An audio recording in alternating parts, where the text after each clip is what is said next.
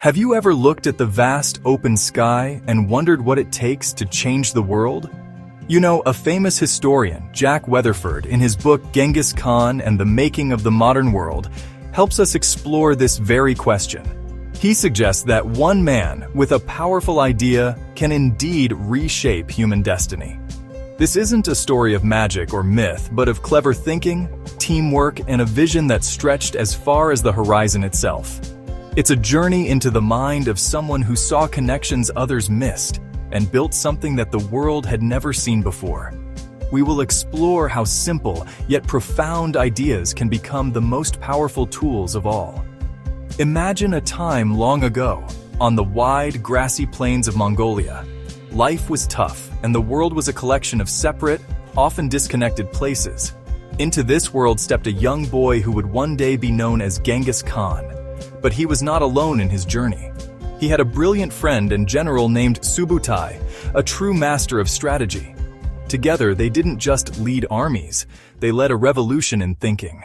Genghis Khan was not born into a grand palace.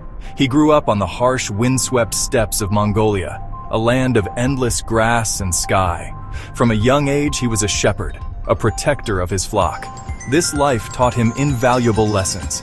He learned to read the weather, to understand the land, and to watch how animals moved and behaved. He saw how a pack of wolves could coordinate to hunt, using feints and encircling movements. These were not just observations, they were his first lessons in strategy. He understood that survival depended on paying attention to the smallest details and working together as a team.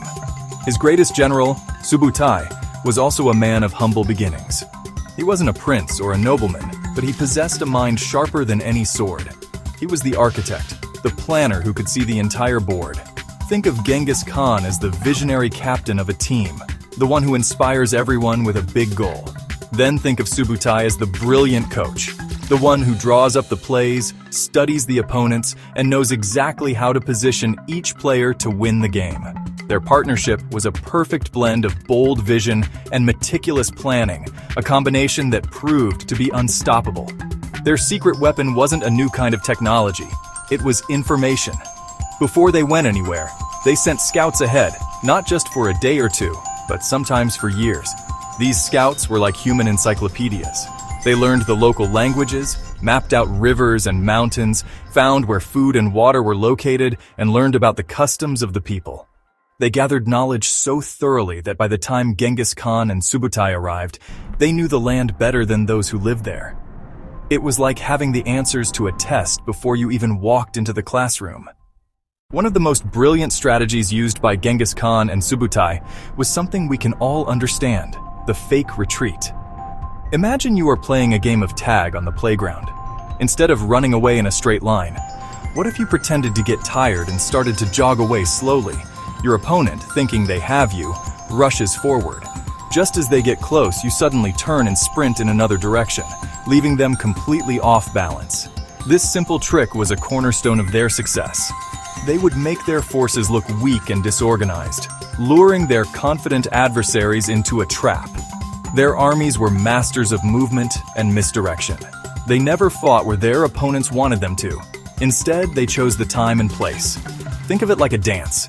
While their rivals were performing a slow, heavy waltz, they were doing a quick, unpredictable tango, always moving, always changing rhythm. They used smoke signals, flags, and drums to communicate across vast distances, allowing their different groups to coordinate perfectly. An opponent might think they were facing a small group, only to suddenly find themselves surrounded as other units, signaled from miles away, closed in from all sides. Another key to their success was speed. Their warriors were raised on horseback, and they could cover incredible distances, traveling light and living off the land. This gave them a huge advantage. It was as if one football team could run twice as fast as the other. They could appear where they were least expected, long before any news of their approach could arrive. But perhaps their most clever tactic was their adaptability. They were not stuck in one way of doing things. When they encountered a new challenge, like a great walled city, they didn't give up. They learned. They found experts and engineers from the lands they visited and learned how to overcome these new obstacles. They were constant students, always willing to absorb new ideas and technologies. At the heart of Genghis Khan's new world was a revolutionary idea: meritocracy. This is a big word for a simple concept. What you can do is more important than who you are. In most places at the time, your family name and your wealth determined your position in life. But Genghis Khan changed the rules. He chose his leaders based on their skill, their loyalty, and their courage, not their background. A humble shepherd could become a great general if he proved he had the talent. This created an incredible sense of loyalty and purpose within his ranks. This system built a powerful web of trust. Everyone knew that they had earned their place and that their leaders were the best people for the job. It's like building a sports team by picking the most skilled and dedicated players, not just the coach's friends. Furthermore, Genghis Khan created a universal law code known as the Yasa. This set of rules applied to everyone, from the highest general to the newest soldier. One of its most important aspects was the protection of messengers and envoys, which made communication and diplomacy safer. He also established a postal system, the Yam, which was like an ancient pony express. This relay system of riders and stations allowed messages and vital information to travel with incredible speed across his vast empire. This foundation of trust, law, and communication was the invisible glue that held everything together. It allowed for a level of coordination and cooperation that was unheard of at the time. An order given in one part of the world could be delivered and acted upon in another part with stunning efficiency. It was this internal strength, this well-organized system built on merit and trust, that provided the true power behind their external successes. They didn't just conquer territories, they built a cohesive and unified system. So why does the story of a leader from 800 years ago matter to us today, as we sit here in 2025? The lessons of Genghis Khan and Subutai are not just about history, they are about human potential. Their success shows us that clever thinking can be more powerful than brute strength. In our modern world, this is truer than ever.